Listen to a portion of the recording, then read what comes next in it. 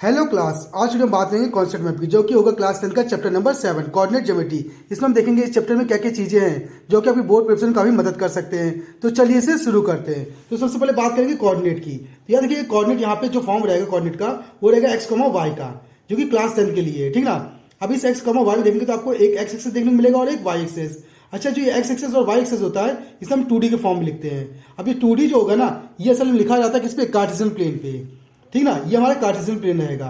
अब देखिए x है तो x एक्सेस रहेगा पूरा ये, फिर दूसरा y है तो ये क्या रहेगा हमारा y एक्सेस रहेगा, ठीक। अब हमें पता होना चाहिए, अगर आप नंबर लाइन को याद करेंगे या सोचेंगे तो आपको पता होना चाहिए नंबर लाइन की इधर साइड हम जाते हैं तो प्लस मिलता है, और इधर साइड जाते हैं तो क्या, माइनस। सेम इस तरह ऊपर जाएंगे तो क्या मिलेगा, प्लस, और नीचे जाएंगे तो क्या मिलेगा, माइनस। और जहां पे x एक्सेस और y एक्सेस कट करेगा उसे हम बोलते हैं सेंटर कोऑर्डिनेट। इसकी वैल्यू क्या होती है, 0,0, क्योंकि यहीं से शुरुआत होती है लेफ्ट और राइट जाने की। अगर आप इधर जाते हैं तो क्या मिलेगा, प्लस, ऊपर जाएंगे तो क्या मिलेगा, प्लस, इधर जाएंगे तो क्या मिलेगा, माइनस, नीचे जाएंगे तो क्या मिलेगा, माइनस। इतना क्लियर। अब देखिए फर्स्ट कोऑर्डिनेट, ये सेकंड कोऑर्डिनेट, ये थर्ड और ये फोर्थ। इतना क्लियर। अब हम नोटिस करेंगे फर्स्ट कोऑर्डिनेट की बात करेंगे तो देखिए x में भी प्लस है और y में भी क्या है, प्लस है, तो दोनों तो भी प्लस होगा। और x पहले लिखा है तो हम लिख सकते हैं प्लस कॉमा प्लस, तो इसका ये होगा फॉर्म, ठीक। अगर इधर की बात करेंगे सेकंड कोऑर्डिनेट की, x माइनस में y प्लस का, तो पहले x लिखा रहता है ना, तो पहले क्या आएगा, माइनस कॉमा प्लस फॉर्म आ जाएगा। अब नेक्स्ट देखेंगे थर्ड कोऑर्डिनेट में, देखिए x भी माइनस का और y माइनस का, और x पहले लिखा रहता है तो क्या आएगा, minus comma minus. Same last वाला देखेंगे, देखिए x क्या यहाँ पे पॉजिटिव और y क्या निगेटिव, तो x पहले लिखेंगे तो पहले क्या आएगा, प्लस, बाद में क्या आएगा, माइनस। तो ये फॉर्म लिखे जाएंगे इसके। इतना क्लियर। इसमें भी हमें और कुछ चीजें देखनी पड़ेंगी, जैसे कि अगर आप नोटिस करेंगे कि जो x होता है, x को हम बोलते हैं क्या, तो इसे हम बोलते हैं एबेसिस। एग्जाम पूछा जाता है कि भाई बताइए कि एबेसिस कौन है, कोई कोऑर्डिनेट दे दिया 3,2, अब बोल रहे हैं कि बताइए इसमें एबेसिस कौन है, तो बस 3 होगा आपका एबेसिस, क्योंकि x को जो रिप्रेजेंट करता है वही आपका क्या होता है, एबेसिस होता है। इतना क्लियर। और y जो होता है ना वो रिप्रेजेंट करता है किसे, ऑर्डिनेट को। किसे रिप्रेजेंट करता है, ऑर्डिनेट को। मतलब y के टर्म पे जो वैल्यू होगी, जैसे 2 है ना, तो इसका ऑर्डिनेट वैल्यू क्या होगी, 2 होगी। बस इस तरह से लिखेंगे। इतना क्लियर। इसमें और कुछ चीजें और भी देख लेते हैं, जैसे आपका जैसे कार्टेशियन प्लेन बना हुआ है। अब इसने बोला कि एक लाइन है या एक नंबर है जो सिर्फ x एक्सेस पे, बात की सुनिएगा, क्या कहता है, सिर्फ x एक्सेस पे। तो देखिए ये हमारा x एक्सेस है ना, अब पॉइंट यहाँ पे होगा, x एक्सेस पे कहीं पे भी है, यहीं पे है x एक्सेस पे। इतना क्लियर। ये y पे तो है ही नहीं, तो इसके जो कोऑर्डिनेट मिलेंगे वो इस पॉइंट के लिए मिलेंगे ना, इसके लिए तो मिलेगा नहीं। तो यहाँ पे y की वैल्यू क्या हो जाएगी, 0। अगर मान लें यहाँ से यहाँ जो पॉइंट है वो कितना, a है, तो a, y पे चला है नहीं, तो y मान क्या होगा, 0। इसी तरह अगर बोल दे कि कोई पॉइंट है वो कहाँ पे, y एक्सेस पे है, कहाँ पे, y एक्सेस पे कहीं भी हो सकता है, तो x में तो चला नहीं है, तो x की वैल्यू क्या हो जाएगी वहां पे, 0। तो हम इसके ले सकते हैं 0,a या 0,b, जो भी आप फॉर्म लेना चाहें, ठीक। तो अगर x एक्सेस की बात करेगा, किसकी बात करेगा, x axis, at x axis, तो उसमें y की वैल्यू क्या हो जाएगी, 0। अगर y एक्सेस की बात करेगा तो x की वैल्यू क्या हो जाएगी, 0। इतना क्लियर। अब इसमें और कुछ चीजें देख लेते हैं, जैसे कि इसने बोले मान लीजिए 3,2 है हमारा, ठीक ना। अब ये 3,2 बाद में बताइए कि x एक्सेस की दूरी क्या है, x एक्सेस है या y एक्सेस से, किसी से एक से पूछ ले, तो हम मान लेते हैं कि x एक्सेस से दूरी पूछ रहा है, ठीक। तो देखिए ये पॉइंट मिलेगा हमारे कार्टेशियन प्लेन का, x में कितना 3, तो 1 2 3, और y में कितना 2 1 2, यहाँ पे तो इनको अगर देखेंगे तो यहाँ डॉट करेंगे, यहाँ डॉट करेंगे, तो ये पॉइंट मिलेगा जो होगा 3,2। इतना क्लियर। अब बोला है कि x एक्सेस से कितनी दूरी है ना, तो x कहाँ, ये रहा, तो x से कितनी दूरी है इसकी, देखिए 2 है ना, y में तो 2 ही गया है ना, तो कितना दूरी हुई, 2। अगर y एक्सेस से पूछ ले तो y एक्सेस से देखिए कितनी दूरी है इसकी, कितना चला, देखिए 3 चला है ना, तो 3 होगा। इतना क्लियर। इसको भी देख लीजिएगा क्योंकि एक नंबर में ये भी न्यूमेरिकल में आते हैं, ऑब्जेक्टिव में, ठीक। अच्छा, इसके अलावा और कुछ भी चीजें इसमें आती है, जैसे कि अगर बोल दे कि x एक्सेस के पैरेलल, x एक्सेस के पैरेलल बोल दे, तो पहले बोलने पे y की वैल्यू क्या हो जाएगी, याद रखेगा, y की वैल्यू क्या हो जाएगी हमारी, सॉरी x की वैल्यू क्या हो जाएगी हमारी, 0 हो जाएगी अगर x एक्सेस से पैरेलल बोलेगा। अगर वहीं y एक्सेस के क्या बोले, पैरेलल बोलेगा, तो किसकी वैल्यू 0 हो जाएगी, y की वैल्यू 0 हो जाएगी। इतना क्लियर। तो ये हमारे कुछ फॉर्म रहेंगे जो आपको ये पता होने चाहिए, और एक एक नंबर में ये इंपॉर्टेंट होते हैं। इतना क्लियर। अब इसमें हम देखेंगे कुछ रूल, जैसे अगर मान लीजिए कोई कार्टेशियन प्लेन बना हुआ है, ये x dash y y dash है, और इस पर एक लाइन बनी हुई है। अब इसने बोला कि यहाँ के कोऑर्डिनेट अलग होंगे, यहाँ के कोऑर्डिनेट अलग होंगे ना, तो मान लेते हैं यहाँ कोऑर्डिनेट क्या है, x1, y1, और यहाँ के कोऑर्डिनेट क्या है, x2, y2। अब बोल देखिए बताइए इसके बीच की डिस्टेंस क्या होगी, तो यहाँ हम यूज करेंगे किसका, डिस्टेंस फॉर्मूला का, जो हमारा होता है क्या, d इक्वल टू, याद रखिएगा, रूट में x1 माइनस x2 का whole square plus y1 minus y2 का होल स्क्वायर। और इसकी प्रूविंग हमने की हुई है, अगर आप उसकी वीडियो देखना चाहते हैं तो हम उसका लिंक अपने डिस्क्रिप्शन बॉक्स में डाल देंगे, आप उसे देख लीजिएगा, ठीक। तो हमारा डिस्टेंस फॉर्मूला का फॉर्मूला क्या होगा, ये होगा। और एक चीज और डिस्टेंस जो होता है ना वो कभी निगेटिव नहीं होता, याद रखिएगा। तो अगर निगेटिव आंसर आता है मतलब आपने कहीं ना कहीं गलती की है, तो देख लीजिएगा डिस्टेंस हमेशा क्या आएगा, पॉजिटिव आएगा। इतना क्लियर। एग्जाम्पल में जैसे मान लीजिए कि ये पॉइंट दिया है, इससे बोला -3,2, इससे बोला कि वाई एक्सेस से दूरी कितनी होगी, वाई एक्सेस से दूरी। तो देखिए वाई ऊपर है, तो अगर इसको ढूंढेंगे तो 3 यहाँ कहीं मिलेगा एक्स में, और वाई में 2 कहीं यहाँ मिलेगा, तो कोऑर्डिनेट हमारे यहाँ मिलेगा कहीं -3,2। अब वाई एक्सेस से दूरी ना, तो वाई एक्सेस दूरी ये होगी कितना, -3 आ रहा है ना, लेकिन -3 लेते नहीं क्योंकि डिस्टेंस मास में होता नहीं है, तो आंसर सिर्फ क्या होगा, 3 होगा। इस मास साइन को हम नहीं लेंगे। इतना क्लियर। तो हमारी ये फॉर्म हो गया। इसके साथ साथ इसमें और भी चीज़ आती है, जैसे अगर मान लीजिए कि हमारे कार्टेशियन प्लेन है, अब ये हमारी लाइन गई हुई है, अब इसके कोऑर्डिनेट मान लीजिए x1, y1 है, और इधर कोऑर्डिनेट क्या हमारे x2, y2 है।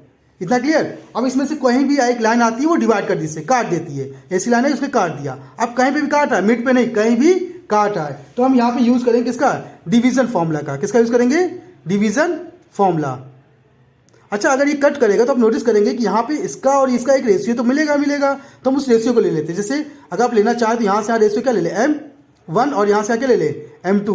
तो m1 m2 मिल गया, तो यहाँ से इसके लिए फॉर्मूला आता है कि भाई इसके कोऑर्डिनेट क्या होंगे, ये पूछे जाता है एग्जाम में। तो इसके कोऑर्डिनेट निकालने का सबसे सिंपल तरीका देखिएगा, यहाँ से x, y निकालना है, क्योंकि इसके कोऑर्डिनेट होंगे तो x और y के फॉर्म में होंगे ना, तो x, y लिया इक्वल टू, अब m1 को मल्टीप्लाई करेंगे किससे, x2 से, सॉरी उल्टा हो गया, हाँ m1 को मल्टीप्लाई करेंगे किससे, x1 से, और m2 को मल्टीप्लाई करेंगे किससे, x2 से। उसे यहाँ ऊपर नीचे लिखा है तो गड़बड़ हो गई है, क्योंकि m2 को इधर होना चाहिए, m1 को इधर होना चाहिए। तो याद रख लीजिएगा, यहाँ m2 कर लेते हैं और यहाँ m1। ठीक, तो m2 मल्टीप्लाई करेगा किससे, x1 से, m2 मल्टीप्लाई करेगा x1 से, प्लस m1 मल्टीप्लाई करेगा किससे, x2 से, m1 मल्टीप्लाई करेगा x2 से, अपॉन में x के लिए निकालें तो क्या हो जाएगा, m1 प्लस m2। इतना क्लियर। याद रखिएगा, देखिए ये हमारा x के लिए आ गया। अब अगर आपने x के लिए निकाली तो बात करेंगे y के लिए, तो y के लिए देखिए ये मल्टीप्लाई करेगा किससे, y1 से, तो क्या आएगा m2 y1, फिर m1 मल्टीप्लाई करेगा किससे, y2 से, तो m1 y2 प्लस हो जाएगा बीच में, ठीक ना, फिर अपॉन में दोनों जोड़ देंगे तो m1 प्लस m2 रेशियो जुड़ जाएंगे। तो यहाँ से इसका फॉर्मूला हमारा ये आ जाता है। इसका अगर आपके कोऑर्डिनेट निकालने हैं तो ठीक, तो ये फॉर्मूला याद रखिएगा। इसे हम सेक्शन फॉर्मूला भी बोलते हैं या फिर डिवीजन फॉर्मूला भी बोलते हैं। इतना क्लियर। इसके अलावा एक और चीज़ होता है कि भाई कोई लाइन गई है, उसे किसी ने मिड में कट कर दिया। किस में कट किया, मिड में, मतलब यहाँ कोऑर्डिनेट हमारा क्या, x1, y1 है, और यहाँ कोऑर्डिनेट क्या हमारा x2, y2 है, और इसने मिड में कट किया, मतलब यहाँ से यहाँ डिस्टेंस और यहाँ से यहाँ डिस्टेंस हमारी क्या है, इक्वल है। इतना क्लियर। अगर डिस्टेंस इक्वल है तो उसके लिए फॉर्मूला क्या निकलेगा, इसे पॉइंट निकालने के लिए, तो उसके लिए फॉर्मूला याद रखिएगा, x1 plus x2 upon 2, y1 plus y2 upon में 2। ये हमारा फॉर्मूला किसका होता है, x, y, किसके लिए, मिड के लिए होता है। अगर मिड के कोऑर्डिनेट निकालने हो तो ये फॉर्मूला यहाँ इसमें यूज़ किया जाएगा, काफ़ी ज़्यादा यूज़ किया जाता है। ठीक, इसके अलावा देखा जाए तो इसमें कुछ क्वेश्चन ऐसे पूछे जाते हैं कि बताइए कि एक लाइन दी है, आपको 3 कोऑर्डिनेट दे दिए, आपसे बोलने के बताएंगे ये कोलिनियर होंगे कि नहीं होंगे। तो उसके लिए सिंपल फॉर्मूला यूज़ करेंगे। याद रखिएगा, अगर एक लाइन, एक स्ट्रेट लाइन दी है, उस पर 3 पॉइंट दिया हुआ है, कोई स्ट्रेट लाइन कोई पॉइंट हो सकता है, ठीक ना। तो इसे हमने लिया x1 y1, इसे हमने ले लिया क्या, x2 y2, और इसे हमने क्या ले लिया, x3 y3, ये पॉइंट ले लिया। अब इसमें प्रूफ करें कि भाई बताइए कि ये क्या होंगे, कोलिनियर होंगे।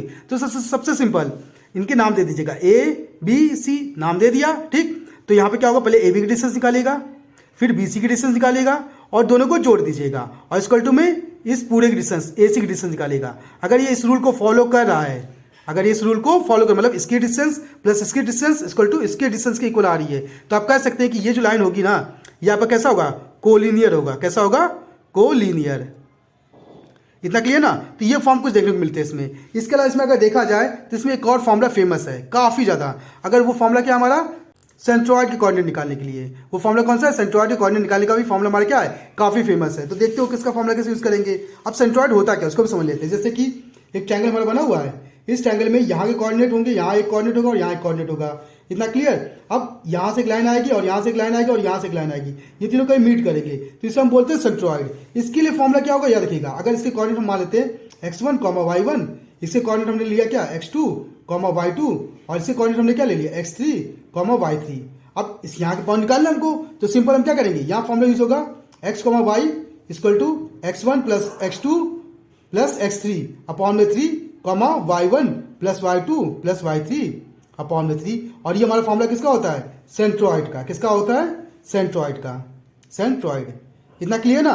अब हमारी कुछ फॉर्म मिल गया। इसके अलावा इसमें देखा जाए तो एक डिलीटेड चैप्टर था हमारा एरिया निकालने का, तो उसको भी देख लेते हैं। वो छोटा सा ही है, ठीक ना। उसका फॉर्मूला क्या होता है, अगर हमको तीन कोऑर्डिनेट दिए और वो तीनों बंद होके एक ट्रायंगल फॉर्म बना रहे हैं, ठीक, तो उस केसेस में उसका फॉर्मूला क्या होगा। तो उसका फॉर्मूला याद रखिएगा, क्या होगा हमारा 1/2 मॉड में रहेगा, ठीक है, क्योंकि एरिया कभी निगेटिव नहीं होता है, इसलिए हम मॉड यूज़ करेंगे इसमें, ठीक है ना।